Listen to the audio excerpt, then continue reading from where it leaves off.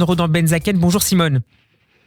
Bonjour Steve. Et merci d'être avec nous comme tous les vendredis après-midi. Vous êtes la directrice Europe de l'American Jewish Committee et vous vous intéressez cette semaine à la vie étudiante britannique. En effet. Alors, nous avons l'habitude de poser des questions sur la jeunesse. Alors, qu'on pourrait la croire ouverte au monde et habitée par le doute, elle est pourtant parfois plus prône à se radicaliser, à se renfermer sur l'identité et aussi à voter pour les partis extrêmes. Les jeunes semblent tentés à la fois par les transgressions horizontale et verticale, c'est-à-dire à la fois par les idéologies séculaires et religieuses. Cela se reflète d'ailleurs aussi au niveau des organisations étudiantes. On se souvient de la polémique de la présidente de l'UNEF qui avait organisé des réunions non mixtes interdites aux étudiants blancs. Et ce phénomène n'est malheureusement pas propre à la France. On sait depuis longtemps que notamment l'antisionisme est un fléau sur les campus anglo-saxons. À titre d'exemple, il y a quelques mois seulement, et j'en avais parlé sur cette antenne, l'ambassadrice d'Israël au Royaume-Uni avait dû être évacuée d'une réunion publique à la London School of Economics pour se mettre à l'abri suite à un déferlement de violence contre elle. Et vous nous dites cet après-midi, Simone, qu'un nouveau pas a été franchi cette semaine.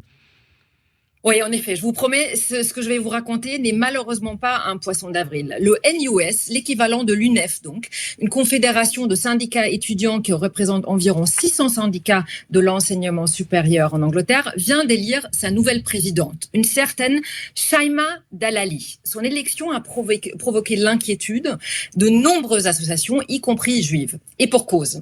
La première polémique est apparue pendant la campagne, quand il a été révélé que Dalali avait tweeté en 2012 Kaïbar aux Juifs, l'armée de Mohamed reviendra, #Gaza, en référence à un massacre de Juifs en 628.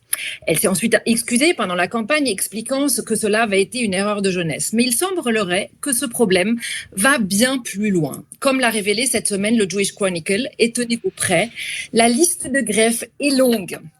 Commençons par le premier. En 2017, Dalali a qualifié un imam qui avait osé critiquer le Hamas de sale sioniste. Dans un article de 2018, Dalali avait chanté les louanges du prédicateur des frères musulmans Youssef Al-Qaradawi, qui avait pourtant été expulsé de Grande-Bretagne, des États-Unis, de la France, de l'Allemagne, de boussole morale pour la communauté musulmane dans son ensemble.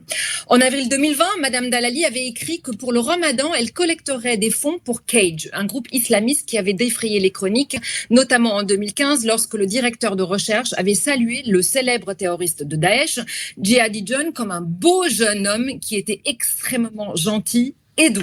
Quelle a été la réaction des étudiants juifs britanniques, Simone ?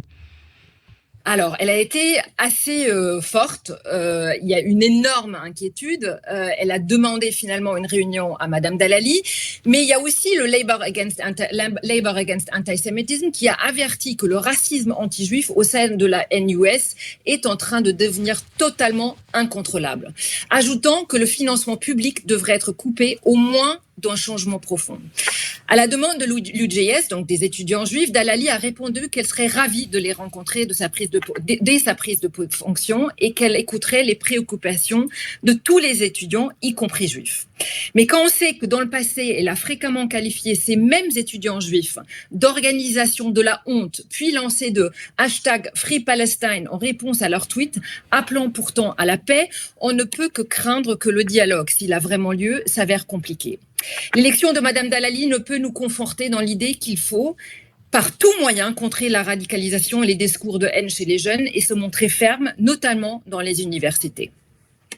Merci beaucoup Simone Rodan Benzaken pour ce nouveau focus, une nouvelle fois assez alarmant sur la situation en Grande-Bretagne. Je rappelle que vous êtes la directrice Europe de l'American Jewish Committee. On peut retrouver cette chronique en podcast sur radioj.fr et en vidéo sur notre page YouTube. Shabbat Shalom à vous et à la semaine prochaine Simone. Shabbat Shalom.